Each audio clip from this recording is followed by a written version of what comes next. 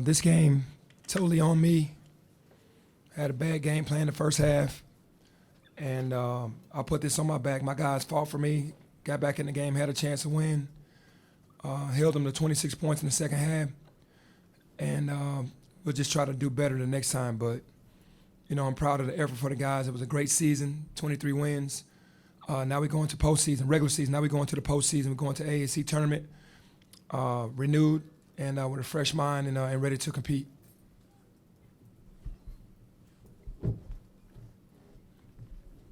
Hey, Coach, I know there's some more victories, man, but you guys put yourself in a position to win in the second half. What do you do different in the second half to put yourself in a position to win? We switched pick and rolls, and they're so smart. They still kept trying to pick on Malcolm, and they got the matchup that they wanted, but we already knew that Malcolm, he knew it was coming, and we got a little too close to Shed. He's crafty, got around him and made a tough layup that put him up 2, and again, we'll take that matchup because Malcolm knows. I saw it happening. He saw it happening, and again, to Shed was a great finish. Penny, result aside, does today make you right here? I can't see. There you go, right here, man. Result aside, does the fight that they showed and coming back from that deficit in the second half, does that make you even more confident than ever going into the next month and what you're working with? Yeah, when it comes to the moral victories, that's what happened in Houston because we didn't have KD. These moral victories, when you got your entire team, it's just a loss. To me, you just gotta get better. Right back. But can you go through your emotions of those final few seconds? Obviously, you battle back in the second half, and Kendrick gets you that bucket. Calvin doesn't call a timeout. Just go through the ebbs and flows of those emotions with this crowd and how crazy the forum was today. Yeah, the crowd was phenomenal.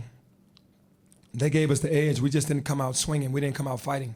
They got 41 points in the first half. That's unacceptable with a crowd like this, with the momentum and everything in our favor.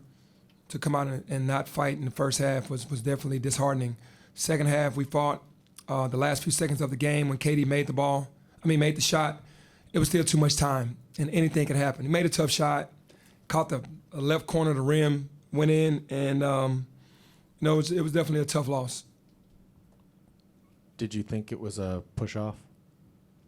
On Shed? On Shed, on the final play, or do you feel like that's a call? I didn't really look at it. Okay. I didn't look at it. We have to be tougher. If it was a push-off, we should have stayed solid. We talked about this before. I don't know who was guarding him. I don't know what happened. I just saw him shoot the ball and then go in. 'Cause from my angle, I was on the angle of the ball. And then could you explain where you mentioned to start off you felt like you didn't have the right game plan in the first half? What did you see going wrong and in terms of whether it was offensively, defense? I know you mentioned you changed some things defensively, switching every ball screen. Yeah, in the first half we had specific game plans for Sasser and Shed, and we were giving up threes and they were giving up penetration. It was really, we just didn't guard the ball well in the first half. We guarded it much better in the second half. But on the pick and rolls, we just started switching everything to kind of calm down the penetration. Penny, just in terms of the day itself with the 72-73 team, I know the loss is what sticks with you, but all of that, how did that make you feel as the person who headed this program? Yeah, proud of the senior class that's represented the university all year in a great fashion on and off the court in the classroom. The 73 team is special, obviously, because they made it to the championship team, and this is their anniversary year and 50th, and just it's great for the city. This is just a second game, in my mind, being a proud Memphian. The game that we played, Tulane, they were honoring Coach Finch and retiring Lorenzen's jersey tonight with the 73 team and senior day. To lose both of those games, it's just kind of like, it guts you, when you're from Memphis because you know what those days mean. Yes, Coach, great game overall. Is there any reason why we didn't see KO play tonight? No, I just went with Malcolm, Chandler, and DeAndre.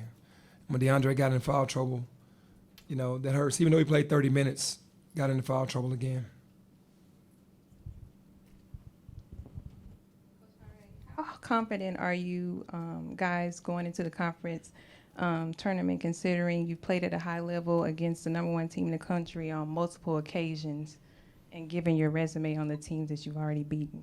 Yeah, the conference tournament is different. The season is over, so you got to renew your mind. You got to renew your body. You got to put your mind in a position where it's 0-0 now going into the conference. What you've done against them during the season, everybody's going to be hyped. Everybody knows it's win or go home, and it's a big difference. It puts more pressure on everybody. But you have to welcome that. To me, pressure is a privilege. You want that pressure. You want to go into big games and be accounted for and go and compete. So we'll be ready for the tournament. We'll be ready to go and compete. Penny, why was it important for you to address the crowd and say that, this team's going to keep on fighting for this city? Yeah, because it's necessary. They've done a fantastic job of coming in and supporting us all home games, and you can tell on social media that they're really supporting our team. And it's important to let the city know how much we love them and appreciate their support. Also, this is the end of a little bit of a chapter for you as well. I think back to that state championship for East that you were at, and you were emotional for that last game with that group. Mm-hmm. There's a lot of guys from that group who just played their last game here in Memphis. Can you speak to just the meaning for what they've done to this city, for this city, and for you to have this much time with them throughout this journey at the college level too? Yeah, it's been a journey. The good, the bad, the ugly, the ups, the downs, and to see how all these young men have matured. Being with them in middle school and being freshmen, with Chandler and Malcolm and Jonathan, and seeing those guys just grow in the game. That they're proud Memphians that really want to do well for the city and for the university.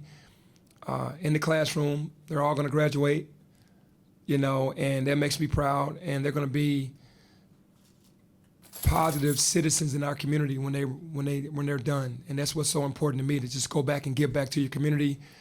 And the season's not over yet. They're going to keep competing, but when they're done, they're always going to, plant their feet here in this city and be able to do things for this city. So I'm proud of that. In the back again, couple quick things about, when a week from today is Selection Sunday, and when you see that team in the other locker room is competing for the #1 overall seed, and you guys are, obviously we all think you're in, but in that 8, 9, 10 range, anybody who puts the eye test on that game knows that there's not that drastic a difference between these two teams. Your take as you head into postseason play on how good your team is and where it deserves to be a week from today? Yeah, again, no moral victories, but not too many people are playing Houston to the wire for last-second shots. We played them at their place without KD.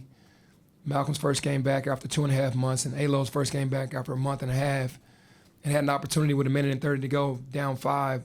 We missed the layup. We had an opportunity for DeAndre to shoot a 3, down 5, and he fouls out, and then loses the ball, turns it over, and then fouls out on that play to give him 2 free throws.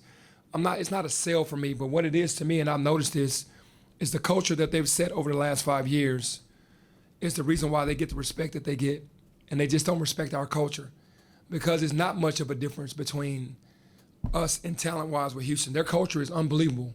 They deserve everything they get, but it's not like they're #1 and we're number 60. How they're trying to put it. We deserve way more respect than what we get. And you mentioned going into when Keontae's injury happened that there was a hopefulness that he could play in the postseason. We saw him on the bench tonight with that wrap on his hand. What's his situation as you get ready to go to Fort Worth? He has a checkup on the 7th of this month just to see if he's going to get the pins taken out of his hand and what's going to happen, and we'll know more then. I think he's looking forward to playing in the postseason. I don't know if that's a wish and a hope, but we'll see on the 7th what the doctor says. No. I mean the 7th of this, yeah. Yeah, if the pins come out, then it makes the healing process might be shorter. So if they leave the pins in because of what happened, then it's going to take a little longer. Coach Hardaway, what was your biggest takeaway from this regular season? The biggest takeaway is it doesn't matter who you have suit up for your team. As long as you go fight, you can beat anybody. And the guys' next man up mentality, they showed up every game. We gave a lot of games away. I feel like the game at UCF, the game at home when we missed the free throws against Tulane. Actually, the game today, in my mind, we had a 5-point lead and just couldn't bring it home. It's just, learning experiences that hopefully we'll take to the tournament and then we'll overcome those. and we know what's at stake. We know who's coming. We know their team. They know our team. It's just going to be the battle of the toughest this week.